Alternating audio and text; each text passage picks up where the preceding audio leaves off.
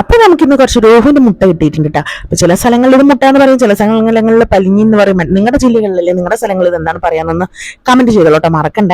അപ്പോൾ ഞാൻ ഉണ്ടാക്കാൻ വേണ്ടി നല്ല ഈസി ആൻഡ് ടേസ്റ്റി ആയിട്ട് ഉണ്ടാക്കിയെടുക്കാൻ വേണ്ടി ഞാൻ ചെയ്യുന്നത് വെച്ചാൽ സവാളയും തക്കാളിയും വഴറ്റി, വേറെ ഒന്നും എടുത്തില്ല. സവാളയും തക്കാളിയും നല്ലോണം വഴറ്റിയതിനു ശേഷം കുറച്ച് കറിവേപ്പില, കുറച്ച് ഉപ്പ്, കുറച്ച് മഞ്ഞൾപ്പൊടി, കുറച്ച് മുളക് പൊടി, ഇത്രയും സാധനങ്ങൾ മാത്രമേ ഞാനകത്ത് ചേർക്കുള്ളൂ. വേറെ ഒന്നും ഞാൻ ചേർത്തിട്ടില്ല, ഒരു മസാലകളും ചേർത്തില്ല. കാരണം അതിന്റെ തനതായ ടേസ്റ്റ് പോവണ്ടല്ലോ, ഒരു മസാല കുത്ത് മാത്രം വരണ്ടല്ലോ എന്ന് കരുതിയിട്ട്. പിന്നെ കുറച്ച് തേങ്ങാപ്പാൽ ചേർത്തിട്ടുണ്ട്. ഇത് ഓപ്ഷനിലാണ്, വേണ്ടവർക്ക് ചേർത്താൽ മതി. എൻ്റെ കയ്യിൽ തേങ്ങാപ്പാൽ ഉണ്ടായപ്പോൾ ഞാൻ കുറച്ച് ചേർത്തുന്നുള്ളൂ. പ്രത്യേകിച്ച് ചെയ്തിട്ട് എനിക്ക് ടേസ്റ്റ് വ്യത്യാസമൊന്നും തോന്നിയിട്ടില്ല കേട്ടോ.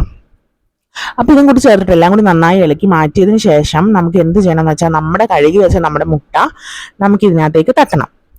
അപ്പൊ നമുക്ക് ഇടാട്ടാ. ഇട്ടിട്ടുണ്ടേ.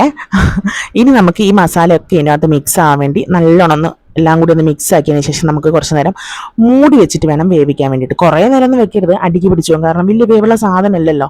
അപ്പൊ കണ്ടില്ല, ആദ്യം ഇത് എങ്ങനെയാണ് ഇരിക്കുന്നത്, ഒരു എന്താ പറയാ, പൊടിയാണ്ട് ഇങ്ങനെയല്ല ഇരിക്കുന്നത്. അപ്പൊ നമ്മളത് മൂടി വെച്ചതിന് ശേഷം ഒരു 2-3 സെക്കൻഡ് നേരത്തിനുള്ളിൽ തന്നെ പെട്ടെന്ന് തന്നെ അടിക്ക് പിടിച്ച് പോകുന്ന സാധനമാണ്. അപ്പൊ അത് സൂക്ഷിച്ച് നമ്മൾ വേണം കൈകാര്യം ചെയ്യാൻ വേണ്ടിയിട്ട്. മൂടി വെച്ചതിന് ശേഷം അപ്പൊ തന്നെ ഒരു 1-2 സെക്കൻഡ് കൊണ്ട് ഞാൻ ഒന്നും കൂടി തുറന്നിട്ടുണ്ട് കേട്ടോ. എനിക്ക് പേടിയിട്ടാണ്, കരിഞ്ഞു പോകുമോ എന്ന് പേടിച്ചിട്ടാണ്. എന്നിട്ട് ഞാൻ ഒന്നും കൂടി എല്ലാം ഒന്ന് നല്ലോണം ചിക്കി ചിലഞ്ഞ് ഇട്ട് കൊടുത്തിട്ടുണ്ടേ.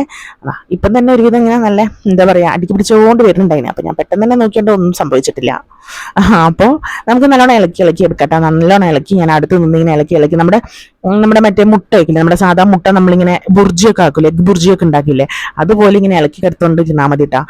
അത്രേ ഉള്ളൂ. അതായത് അവിടെ തന്നെ കിടന്നങ്ങ് വെന്തോളും. പിന്നെ നല്ല കുഞ്ഞ് എന്താ പറയാ, കുഞ്ഞു നമ്മൾ ബുർജി ആക്കിയതുപോലെ തന്നെയാണ് ഇരിക്കുന്നത്. കുഞ്ഞു പൊടിയായിട്ട് അത് പൊടിഞ്ഞ് വന്നിട്ടുണ്ട് കേട്ടോ. നല്ല ടേസ്റ്റ് ഉണ്ടായിരുന്നു. മീൻമുട്ടയുടെ അതേ ടേസ്റ്റ് തന്നെ. വേറെ എന്താ ഇപ്പൊ പറയാം, മീൻമുട്ട ഉണ്ടാക്കിയ മീൻമുട്ട ടേസ്റ്റ് ആണല്ലോ ഉണ്ടാവുക.